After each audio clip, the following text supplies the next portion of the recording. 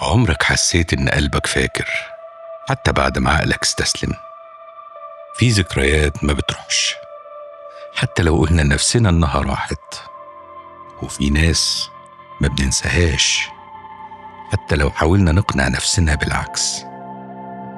يمكن عشان النسيان مش نهاية، يمكن عشان هو محاولة هادية إنك تكمل الطريق من غير ما تقف قدام الصورة اللي في دماغك. وساعات النسيان الحقيقي مش إنك تموت الإحساس، لكن إنك تتعلم إزاي تعيش معاه.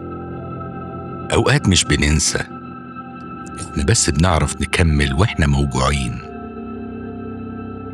كنت قاعد في أوضتي، الإضاءة هادية والجو هادي. مسكت كوباية المية وبصيت فيها كأنها بتفكرني بحاجة، وتحت الإضاءة الضعيفة افتكرت اليوم اللي قلت لنفسي فيه خلاص هنسى. بس الحقيقة أنا منسيتش، كل اللي حصل إني بس هديت. في لحظة معينة بتفهم فيها إن النسيان مش هو الحل ولا حتى الهروب. في اليوم ده اكتشفت إن النسيان مش زرار، ولا هو قرار، ولا حتى معركة بتكسبها مرة واحدة. اكتشفت إنه عادة بتتكون جواك ببطء، زي إنك تبطل تبص على نفس الصورة كل يوم، أو تبطل تستنى رسالة، أو تبطل تراجع كلام قديم جواك. وفجأة بتلاقي نفسك لسه فاكر كل حاجة، بس الوجع بقى صوته واطي، ما بقاش بيوجع زي الأول. والذكرى بقت شبه ضيف قديم، ضيف متعود على وجوده حتى لو كان ضيف دمه تقيل. الغريب إنك تكتشف إن اللي اتغير مش الذكرى، اللي اتغير هو أنت. في يوم كنت داخل كافيه قديم كنت بروحه زمان، مكان متعود أقعد فيه. ببص على الكوبري اللي باين من الشباك قدامي، بحس نفس الإحساس بس مش بنفس القوة.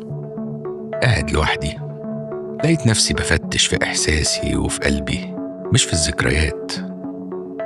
سألت نفسي، هو أنا فعلا نسيت ولا أنا بس رضيت وقبلت؟ ولقيت الإجابة بتيجي ببطء، زي خط قلم بيشد نفسه على الورق. انت ما نسيتش، انت بس ما بقتش بتتوجع زي الأول. الهدوء اللي بتدور عليه مش بعد النسيان، بعد القبول. لأن الرضا والقبول هو الهدوء اللي بيجي بعد التعب، مش بعد النسيان. أحيانا بنعدي على حاجة وجعتنا وبنكتشف إنها ما بقتش بتوجع زي الأول. وأنا ماشي في الشارع حسيت إني أقرب لنفسي، إن الذكرى اللي كنت بحاربها ما بقتش خصم، بقت جزء مني، ظل اللي ماشي جنبي من غير ما يشدني لورا.